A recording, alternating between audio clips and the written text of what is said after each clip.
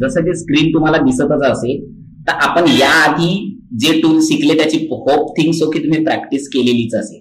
हे फक्त तुम्हाला समजण्यासाठी आहे. तुम्हाला जर समजत असेल तरच समोर घेऊया, नाहीतर हेच लेक्चर आपण परत करूया. मॅक्झिमम 10 वेळा तुम्ही विचारू शकता कुठलंही लेक्चर. ओके, चला. एवढं झाल्याच्या नंतर आपल्याला नोट्सवर जायचं आहे आणि नोट्स मध्ये दिल्याप्रमाणे आपल्याला इथं टेक्स्ट ऍड करायचे आहे. तर चला या लेक्चर मध्ये टेक्स्ट कसे ऍड करायचे ते पाहूया. तर ए नावाचा टूल दिसेल पहा, बराबर ए वरच क्लिक करायचा. याच्यामध्ये तसे 2 ऑप्शन आहेत, पण फक्त तुम्ही ए वरच क्लिक करायचं आहे डायरेक्टली आणि इथं बटन होल्ड करूनच ठेवायचंय, सोडायचंच नाही आणि खाली घ्यायचंय. आणि आता सोडायचं आणि परत एकदा क्लिक करायचं आहे.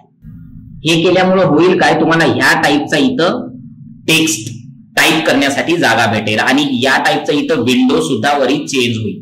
तर आपण नोट्स मध्ये दिल्याप्रमाणे आपण इथं टाईप करणार आहोत बेड आणि कीबोर्डवर एंटर प्रेस करा 3.30 आणि जो एक्स प्रेस करा. पहा झेडच्या बाजूला एक्स दिलेला असेल त्याला इंटूचं साइन आपण ऍड करू शकतो. एक्स वर प्रेस करा आणि डायरेक्टली 3.00 नोट्स मध्ये दिल्याप्रमाणे बटन क्लिक करून तुम्ही डायरेक्टली सिलेक्ट करू शकता. पहा माऊसचं लेफ्ट बटन प्रेस करून सिलेक्ट करा आणि डायरेक्टली काय करा, सेंटर इथं वरी पॅराग्राफ ऑप्शन मध्ये सेंटरवर क्लिक करायचं आहे आणि डायरेक्टली इथं जे मास्कच्या वरी इथं टेक्स्टची साईज दिसतो म्हणजे टेक्स्ट हाईट दिसतो याच्यावर क्लिक करायचं आणि क्लिक केल्याच्या नंतर मेक शुअर इथं सिलेक्टच असलं पाहिजे बरं का.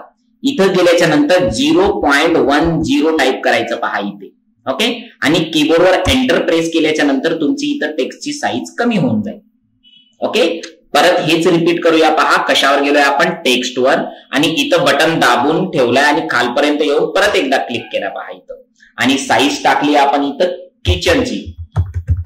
ओके, तर ह्या टाईपचा आपण इथं किचन घेतल्याच्या नंतर एंटर करूया आणि 3.10x 3.00 आणि याला सिलेक्ट ह्या टाईपचं पण करू शकता किंवा सिंपल कीबोर्डवर Ctrl A प्रेस केलं तरी ऑल सिलेक्ट होतं. आणि मेक शुअर की तुमचं इथं सेंटर मध्ये असला पाहिजे पॅराग्राफ आणि इथं गेल्याच्या नंतर डायरेक्टली क्लिक करून सिलेक्ट होऊन जाते. तुम्ही याला कट करून 0.10 एंटर करा, ही साईज सुद्धा तुमची येऊन जाते. तर अशा पद्धतीने आपण टेक्स्ट कसा ऍड करायचा हे या लेक्चर मध्ये शिकलो.